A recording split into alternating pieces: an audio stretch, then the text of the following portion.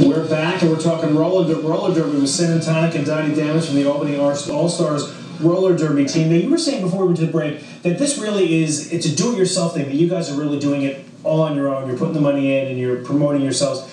How are you promoting yourselves to people to get them to know that you're around?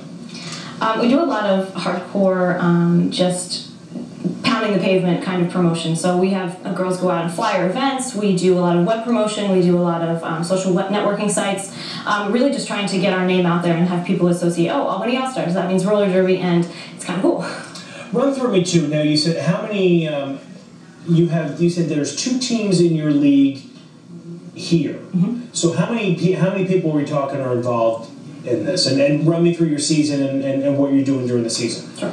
Right now our league is about 50 girls deep or so. The 2 teams are pretty much split down the middle. There's the A team. Each team is only 14-person rosters. So, we're looking to expand into 3 teams or eventually 4 teams.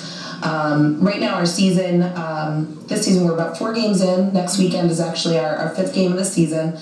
We did 4 A-team bouts and 2 B-team bouts. The June bout that's coming up is the Department of Public Health. The A-team is the Empire State Troopers. Right.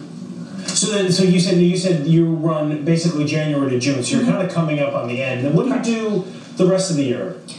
We are actually planning a big summer of traveling. We are doing a bout in Utica, New York in June. We're also traveling, a bunch of us are traveling down to what is known as the East Coast Derby Extravaganza. So just basically all the East Coast teams get together and do tournament play. And then we have plans to travel around and do some other local events in the fall and winter. Now, you were saying you're not making any money off this, but you're making the money you're getting is going back into this. Mm-hmm. So how does this work with your full-time jobs? I mean, is it hard to work around it, or how does that work? I would say that we have some very understanding bosses in the group. We definitely try as much as we can to not let it cut into our work time or our personal time, and it gets kind of muddled.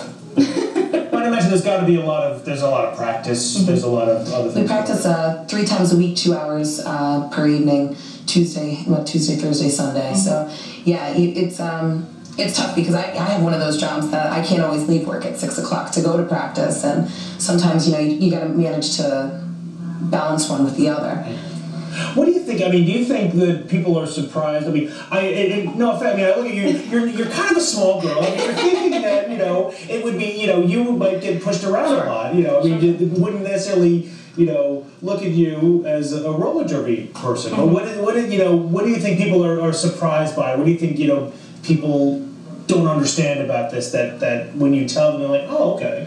I think one of the surprising things is that in my own personal philosophy is that everyone can roller skate. It's like riding a bicycle. Everyone can ride a bicycle. You can roller skate. You used to roller skate, probably put on roller skates at one time in your life, which is why it was so popular when it had its heyday. And so to the same degree, almost everyone can play roller derby. You just need to have the gumption to get out there and really try it. Girls of all sizes, all ages, all walks of life come and find a home with roller derby. Find something that is filling a void. Mm-hmm. And do you find that people come up to you afterwards and they want to know how to get involved? Do they want to know Absolutely. What made you decide to do this? Absolutely. There's a portion at the end of the game where pretty much all the girls will kind of feed over into one corner of the armory, sign autographs, meet the fans, hand out recruitment materials, and everybody. It seems like everybody wants to get involved. It really is great. The community's been awesome to work with. Our sponsors, which we're always looking for more. But yeah, no, it's been great. Yeah. What do you I guess what do you want everybody to know about this? What do you want people to know about roller derby and why they should come out and see it? It is a good time. It's a competitive sport. If you're the casual fan, it's a good night for your family, a good night for your friends. There's concessions and music and girls on skates. For the more hardcore fan, it's actually, there's a lot of strategy. There's a lot of good sports going on in the arena. So it's not like, as I said before, and forgive me, because I say, back in the day, so people kind of lumped it in with kind of like the idea of wrestling, and it was just, for show. And I guess there was a show, but there is a lot more to it, you said. Certainly. you know, a lot of the whole stage, you know, the staged business that happened in the old roller derby days is completely gone.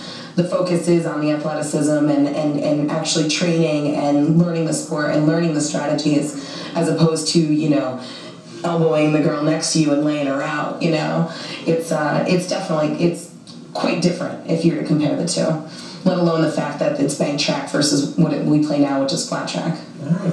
That's fantastic. Let's tell you guys where you can find some of this. If you go to our website at fox23news.com, you can find information about how to get through to the Albany All-Stars. You can find information about the Adirondack Phantoms team. Ladies, thank you so much for being here. This is great. As I said, I know a lot more about roller derby than I ever thought that I would before. Thank you. You might want to go out and check them out. Thank you so much for joining us. Take care.